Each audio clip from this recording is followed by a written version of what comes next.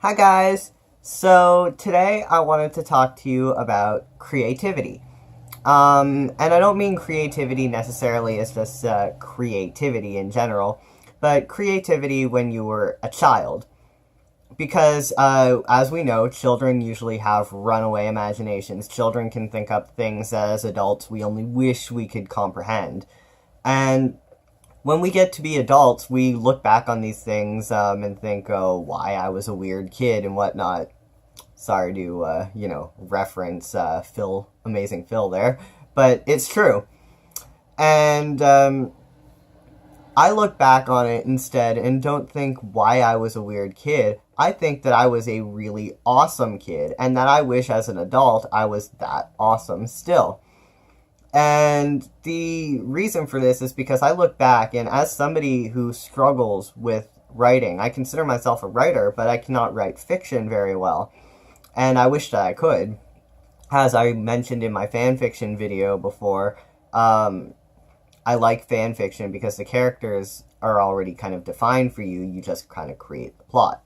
So, I wish as an adult that I had the same imagination and creativity I had as a child.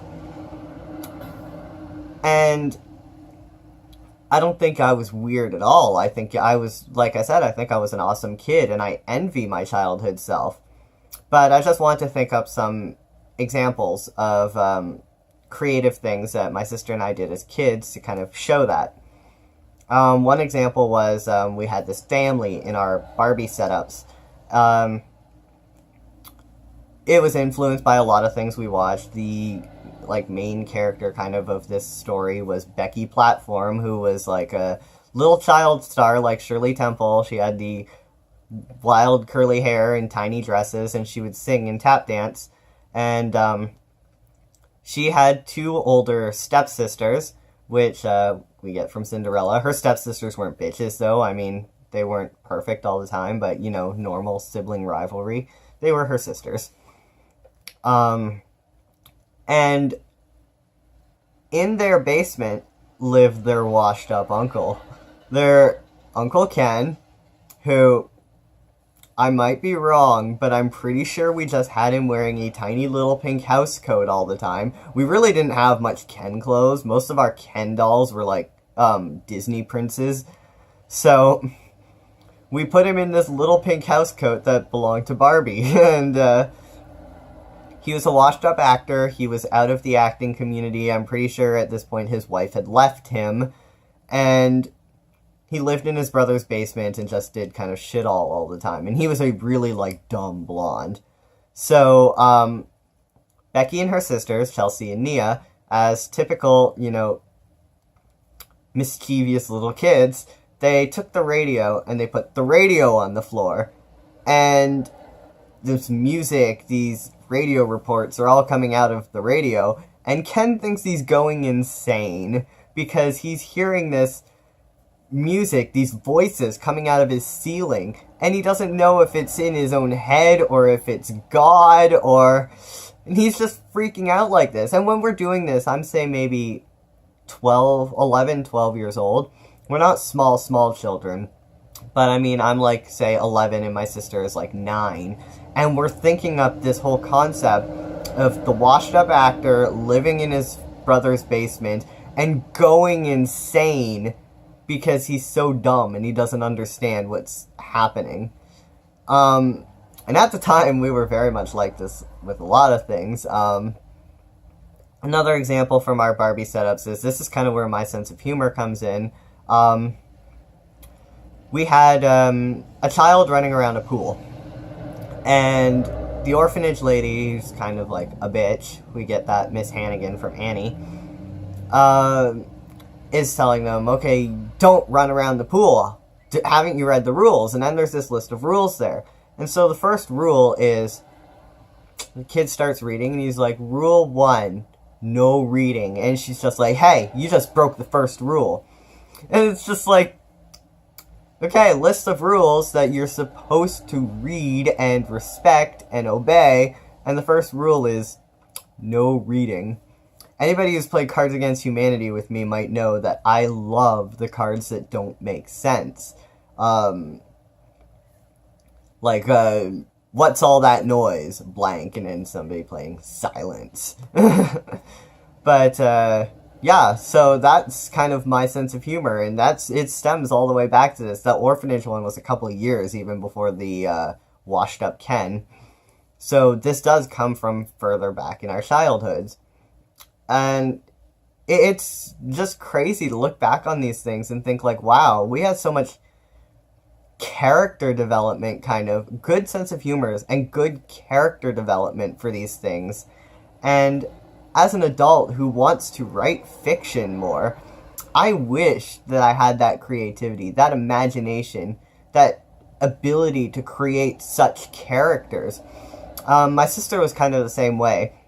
In the same way, like, I wrote that I kind of wrote real-life fan fiction, or just fan fiction in general, before I understood what fan fiction was, my sister did kind of the same thing. And she wrote this story where I went back in time and saved Randy Rhoads from death, because as my early teen years, I was really obsessed with the guitarist Randy Rhoads. And because of this, I was, like, world famous for it, so I got to visit Hogwarts. So, yeah, I know, this apparent muggle who saved somebody from dying gets to visit Hogwarts, but I guess because time travel was involved. I mean, I don't think it did define in the story if I'm a muggle or if I have magic, but either way, I visit Hogwarts. And, I mean, it's the 80s, so everybody's really obsessed with, like, hair metal and whatnot, so I've got Motley Crue acting as my bodyguards. And somebody asks me in my visit to Hogwarts, why do you have Motley Crue as bodyguards? And I just respond, because my sister's in a mental hospital. My sister's the one who wrote this. So, it's very interesting. We used to write comics together, too. She wrote much better comics than mine. And in her comics, I was a devil. And me and Bruce Dickinson from Iron Maiden and the angel Randy Rhoads would go around and just kill people. We killed Bill and Ted. We killed Rick Emmett from Triumph. She also created the character Rick Smiles, who never dies. And in her comics, too, my sister was indeed in a mental institution, which she shared with Craig Goldie, and I don't remember why, but either way, I know I'm rambling and I'm getting on pretty long here. So, it's just interesting to look back on all this stuff and think, wow, we were amazingly creative children, and we struggle to this day now to do creative things like that. And I think when you grow up, you just you start focusing on more important things. You don't have all this time you don't have the energy to do these things anymore. And I don't think it made me a weird kid at all. I think it made me I